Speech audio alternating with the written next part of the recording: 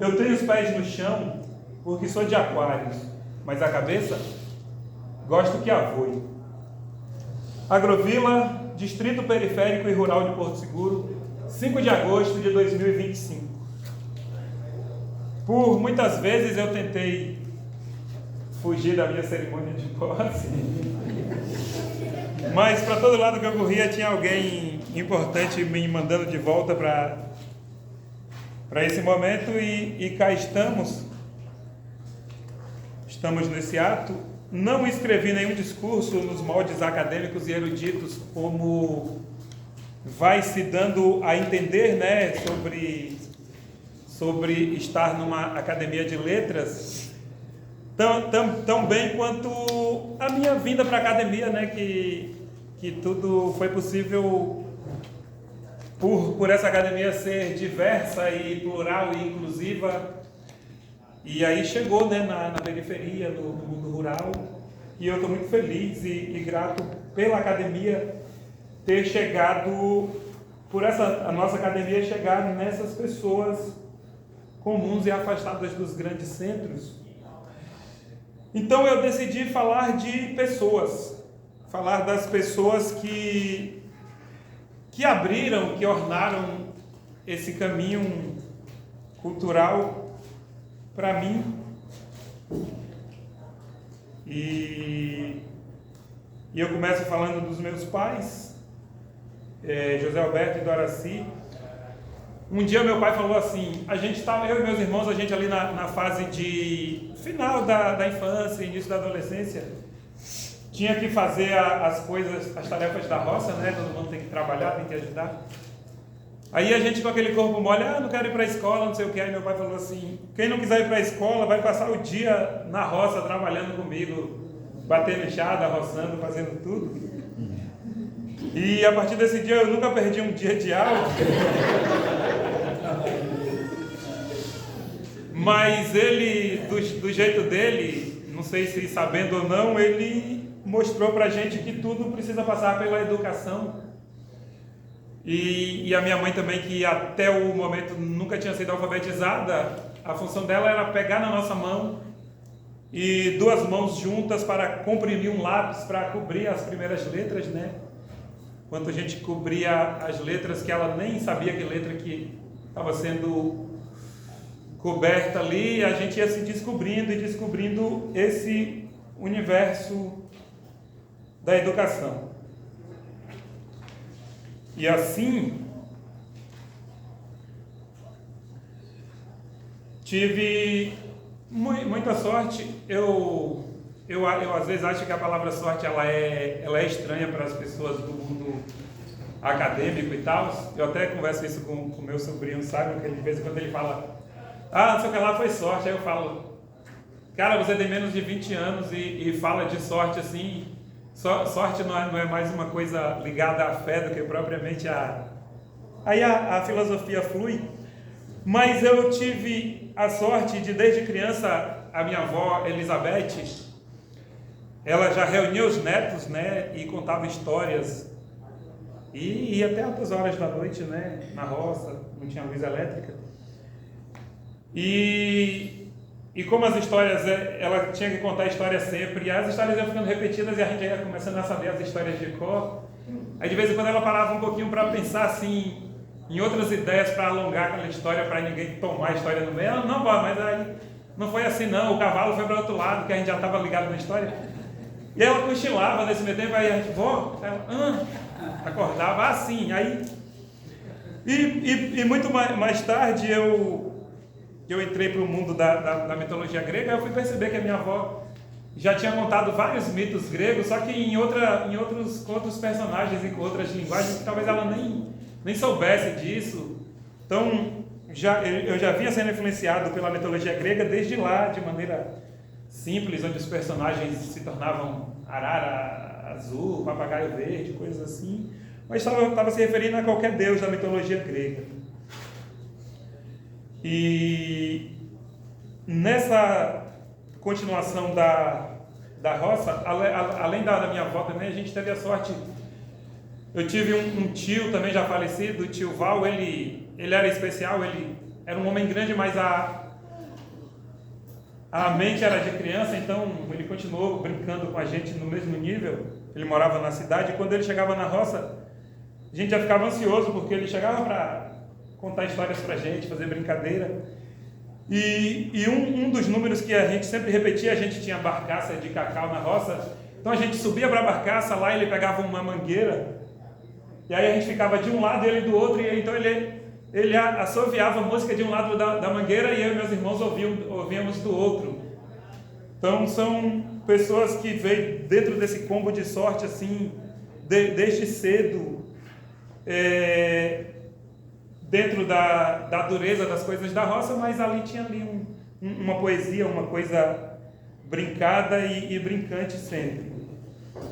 Aí, ainda na roça, aqui no Ibiruçu, a gente se encontrou com o professor Welson, assim, que ele é um mestre, um ídolo da minha geração, né, para todos os meninos e meninas que hoje tem mais ou menos a minha idade aqui na roça, que foi um cara muito sensível, que ensinou a gente a abraçar, a dizer eu te amo, que obrigava a gente a soltar um passarinho quando aparecia alguém com um passarinho na gaiola, a falar de ecologia, coisas do universo da roça que era comum para a gente. Ele já veio mostrando uma nova vertente.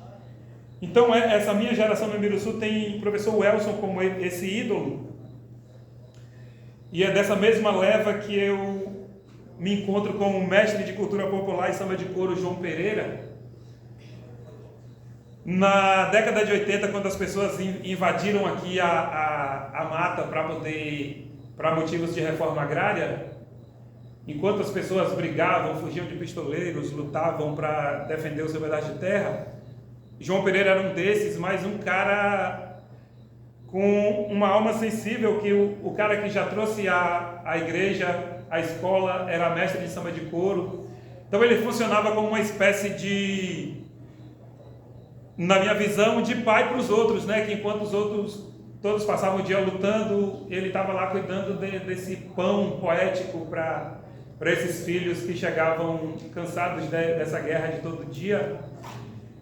E eu queria que muita gente tivesse se inspirado num cara como João Pereira, mas que bom que fui eu, e que esse legado dele, que talvez ele nunca soube da importância que teve, eu pretendo continuar, né, levando para frente essa figura incrível dentro da dureza do tempo dele.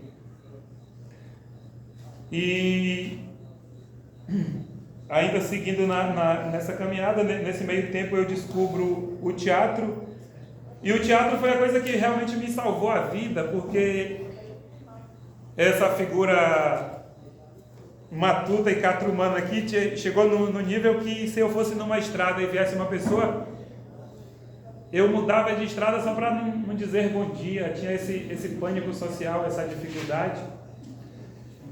E o teatro me salva disso tudo, assim, do cara que atravessava a estrada para não dizer bom dia para alguém, depois me ver lá na frente falando ou atuando em algum espetáculo para multidões, assim, era uma coisa muito surreal. Ainda é até hoje, assim. Que bom que eu encontrei o teatro pelo caminho. E a pessoa que me inseriu nesse meio foi o cara que é o meu maior ídolo, o meu maior mestre, assim, aqui na Terra, que foi o mestre Serjão.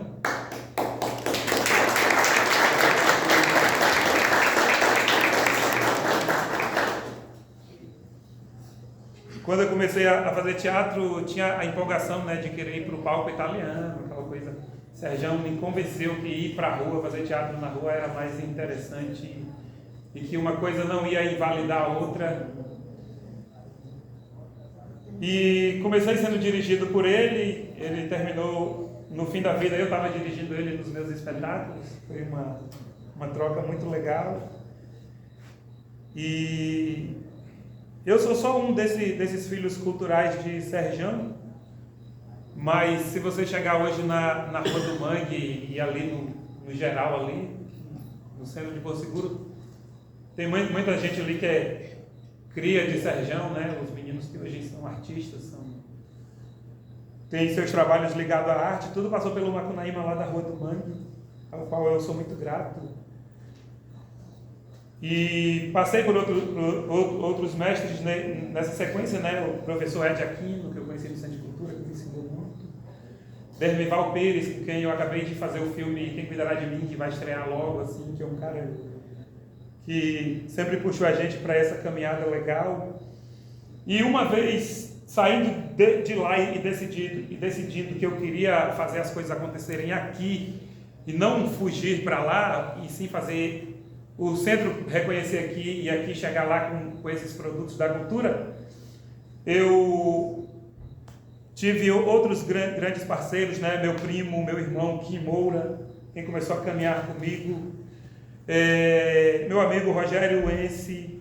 Essa caminhada foi incrível, de muito aprendizado. Até hoje a gente continua fazendo os trabalhos. Mas o cara mais importante desse período, desse fazer pé no chão e local, é meu irmão Bi Simeão. Eu acho que ele é o cara mais importante desse trabalho, André Simeão, que é o cara que, além de estar no palco comigo desde o início, é o cara que sobe no poste para colocar a inscrição, é o cara que constrói, é o cara que faz de tudo. Num ano de Paixão de Cristo, a gente estava no meio da peça, deu um problema lá na luz, lá deu um estouro lá, o fio partiu. Ele, de cena, só tirou o figurino e já correu para o poste para resolver isso, e a peça seguiu sem maiores problemas. Então a gente está nesse trabalho, eu venho com as ideias mais malucas, e se eu acho gente que topa fazer junto, a gente está fazendo. E na sequência, eu estendo essa importância de Bi Simeão com o meu parceiro, meu irmão Gildo Magno, que eu acho que é o artista mais completo aqui do nosso lugar. O cara joga nas 11 e a gente tem a honra e a moral dele fazer parte do nosso grupo aí, tá, né, nessa batalha, nessa luta. E por fim, eu chego no Sempec. No Sempec eu encontro o Carleone, e junto com o Carleone vem todo um combo, né? Edivaldo Ariano, vem todas as pessoas do Sempec, Neander Souza, Laércio, a professora Márcia, a galera mais recente, Neibson, Cidiene, Cris, Raul, todas as pessoas do Sempec, porque de todas as pessoas que me trouxeram até aqui, eu fui encontrar em Carleone esse cara também que sempre fez tudo. Carleone não é um cara que sonha, Carleone é um cara que já chega para fazer, e era mais ou menos essa minha função assim, e encontrava poucas pessoas com essa gama, né, com essa gana de chegar lá e fazer do nada. Não, vamos criar, vamos incluir pessoas, vamos trazer. E eu acho que eu cheguei no lugar certo. O Sempec é esse lugar de sonho e de realização que todo município já conhece e já pôde comprovar. Mais para frente, eu também me encontrei com outras pessoas, agora na fase da UFSB. Encontrei com pessoas como a professora Ione, que eu já conheço ela anterior à UFSB, o professor Éder, a professora Heloísa, que foram pessoas que me trouxeram o termo dramaturgia do comum, que sintetizou tudo isso que eu faço, que o que eu faço é apenas potencializar o que as pessoas já fazem no seu dia a dia, né? Que é o cultural, o viver comum, mas que talvez cansadas da lida do dia a dia, elas não conseguem trazer a poesia disso. Então essa dramaturgia do comum me fez enxergar que eu só potencializei as pessoas à minha volta, a gente a olhar com outro olhar, aquilo que a gente sempre fez, né? Que na roça, quando um vizinho preparava uma comida legal, mandava uma panela para outro vizinho com um pouco daquela comida, aquela panela já volta com outra coisa, nunca voltava vazia. Então é esse universo de poesia que eu tento continuar dando essa vazão ainda para os dias de hoje. E para fechar essa parte das pessoas que trilham o caminho e potencializam comigo, tem Mari Martins, a minha parceira na arte e na vida, que topa tudo comigo, que a gente vem, tudo isso que André Simeão e a galera faz é 50% do trabalho e da arte de Mari Martins, e que a gente se soma muito na arte e na vida e no geral. Então, estamos juntos, muito obrigado. E para finalizar a parte da palavra gratidão, eu agradeço a Academia de Letras, a família Simeão, a família Ópera Nordestina, a família Sempec. E antes de falar do meu patrono, eu quero registrar aqui a presença de pessoas muito importantes para tudo isso que sempre aconteceu aqui. Eu vou pedir que acenda a luz ali para eu ver as pessoas, porque senão eu posso esquecer o nome de alguém. E obrigado. Eu quero registrar a presença do meu amigo Jason, que é um cara que faz a arte com a gente desde o início, nunca me deu escola.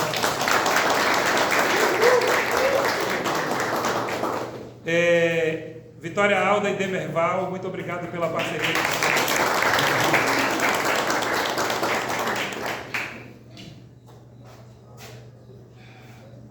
Registrar a presença do meu tio Lisboa Simeão, muito obrigado pela vida.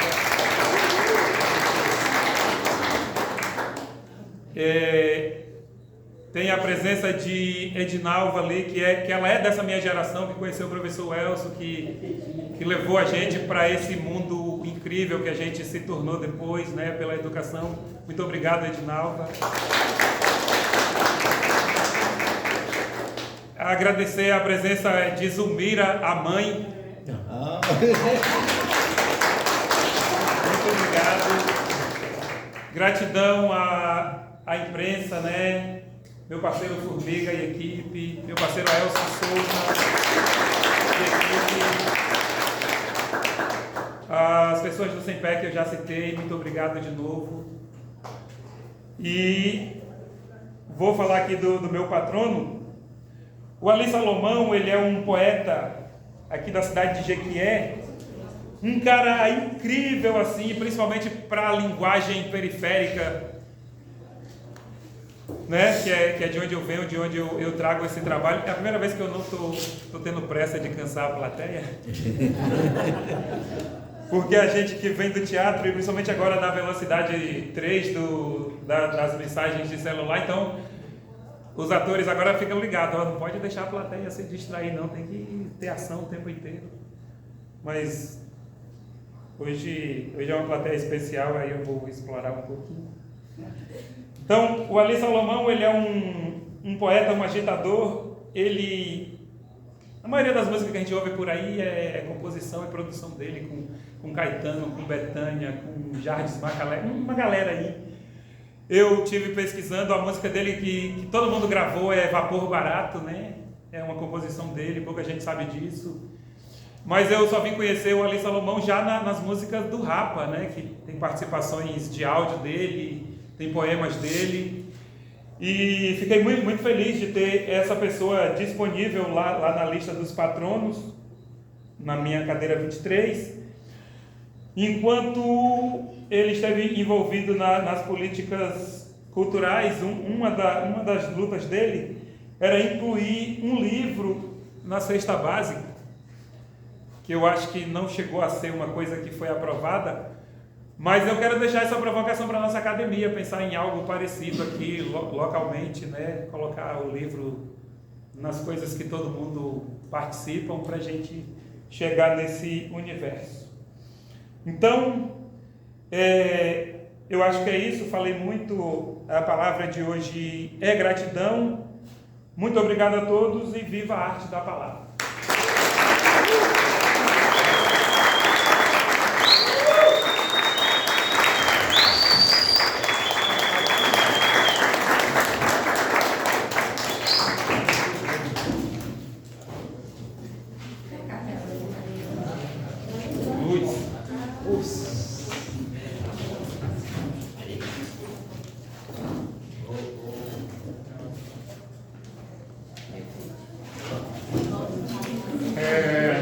ainda fala.